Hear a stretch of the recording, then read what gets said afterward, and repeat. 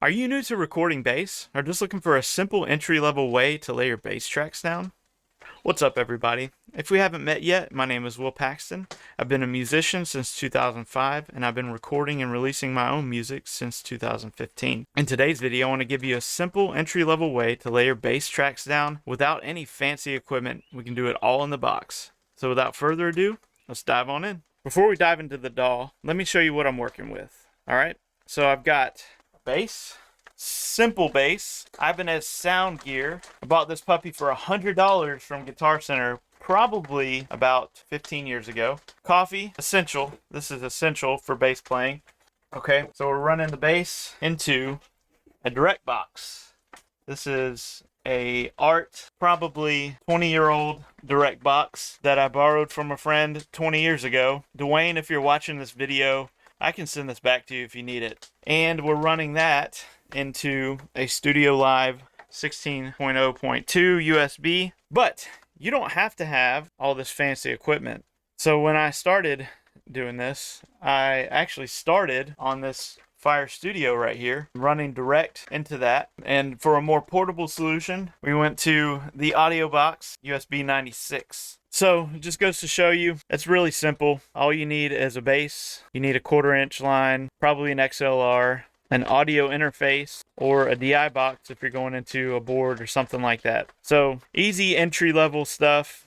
Probably already have it in your studio at this point. So let's go into the DAW and I'll show you my setup in there. Alright, so here we are in just a blank session. Got bass in hand. So let's create a track. The bass. Let's make it right. Here we go. You ready? The bass. Okay. I got mine plugged into input 2. See if we got signal. Got signal. Okay. So from here, you have your track. You have it armed. I'm using Studio One, but I'm sure that you can apply this to any other DAW. Just have your whatever amp sim that comes with your DAW. Ampire is awesome. It's good for guitars. I've used it a lot on other projects, but for this bass project here, I use the bass amp provided, and then I'll use the bass cabinet provided. Simple. I like to use channel 1, turn the volume up, turn the treble up, turn whatever 220 down a little bit, and turn the bass up. Okay? Simple. So now we have a bass. And if you are recording bass and you've already got your drums down and everything like that, a simple thing to make sure you can hear yourself is just turn the volume all the way up or turn the clip gain all the way up. It's not going to mess with the volume of the actual track. So let's just throw a quick little bass line down. I'm not even going to use a click track. I'm just going to record.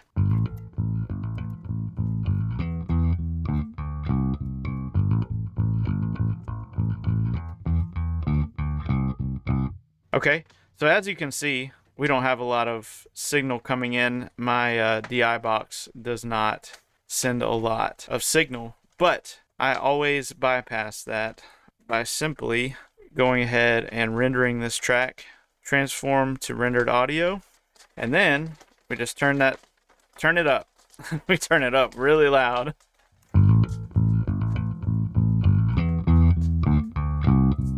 Okay.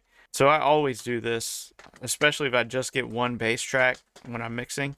So I'll duplicate the complete track. And so we've got this bass right here. This sounds good by itself, honestly. But this is something I do just about every time. I'm sure every DAW has its own distortion plugin. I really like red light distortion. It's fun. Studio One has it made here. And what I'll do, depending on how heavy the song is, I can turn this distortion way up or just leave it kind of low. I like to cut out a lot of the lower frequencies, probably up to like 300. This is all subjective. You want to do this to taste. And then I'll cut down to like 9K. And then you'll definitely want to turn this track down. And I'll also put an EQ on. We'll just run it pretty high. You want to turn this track down. This is supplemental. This is to help it cut through the mix on phones, but it also just helps it cut through the mix in general. So let's just see what it sounds like.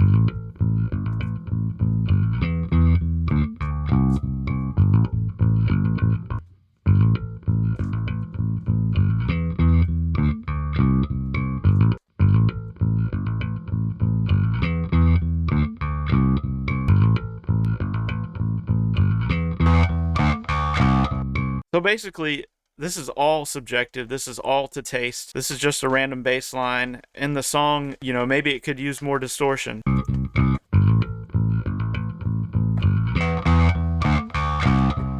All I'm doing here is just blending things to make it sound right. So this is how I got my bass sound on my last project, the Perspectives album. And basically every song had its own flavor, and I adjusted it either by adjusting the distortion track or just changing the EQ, what have you. One other thing that I like to do on top of this, Studio One has this cool feature called the Fat Channel. I like to throw on this FET compressor, and this kind of levels out the volume and brings a little bit more tone to it.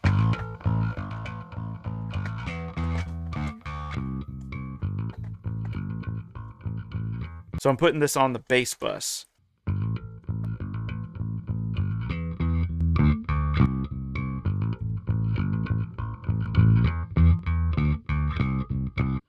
And I also like this vintage EQ that we have here. And what I've found is if on this particular EQ, if you turn up 700, it helps the tone to come through a little bit more, especially on crappy speakers, phone speakers, and all that stuff. So this is the exact signal chain and processing that I used on the Perspectives album. Let's dive into a couple of songs. I'll go into two different ones that are tonally different where I use this exact process. Alright, so here we are in my song, Take All of Me. This one's actually one of the more chill songs on the album, and I actually use my fingers to play the bass on this one. I use the pick on a lot of them.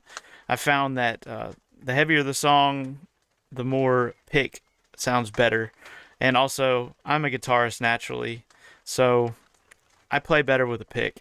But I did study classical guitar, so I can use my fingers, but it takes more time to get the bass part the way I want it. Anyways, this is what that signal chain sounds like in a more chill song.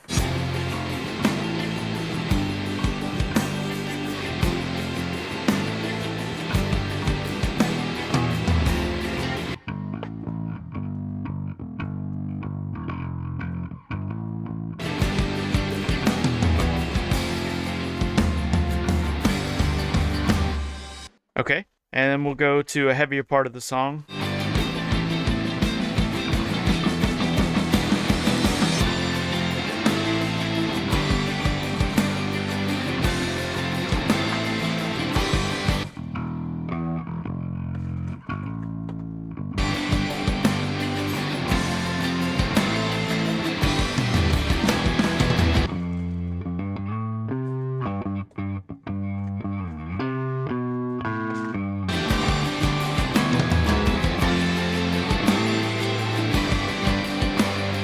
Alright, so now that you've seen that, let's go to a heavier song and see how this could sound. Alright, so here we are in my song Delayed. This one's a bit heavier. I'll go through the second verse, which kind of gets pretty heavy vocally, and then we'll go into the last chorus, and I'll just show you how this sounds. This song is in drop A, so we got a super low A note, and I used the pick on this one, so it's a little punchier in the mix. So let's listen through it.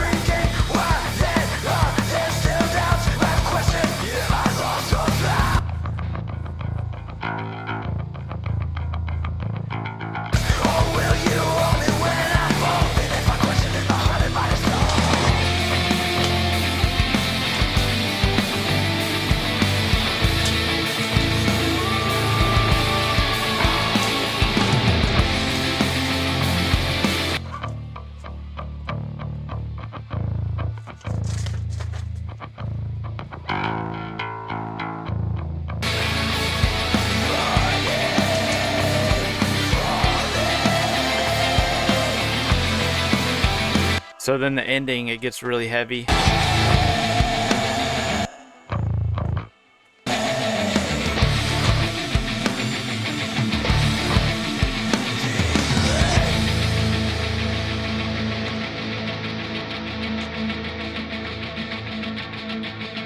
So yeah, simple setup, super easy to record. No need for fancy gear. I did all of this in the box with my cheap $100 bass guitar from Guitar Center and Empire and a distortion plugin and a little bit of EQ and compression. And I think it sounds comparable. I mean, definitely not the best, but comparable to anything that's out there, and if I had a better bass player, it would probably sound better. Anyways, if you like this sort of content, please consider liking, sharing, and subscribing. If you got any questions, got any comments, please leave them in the comments below. And as always, hope you're doing well. We'll see you in the next one.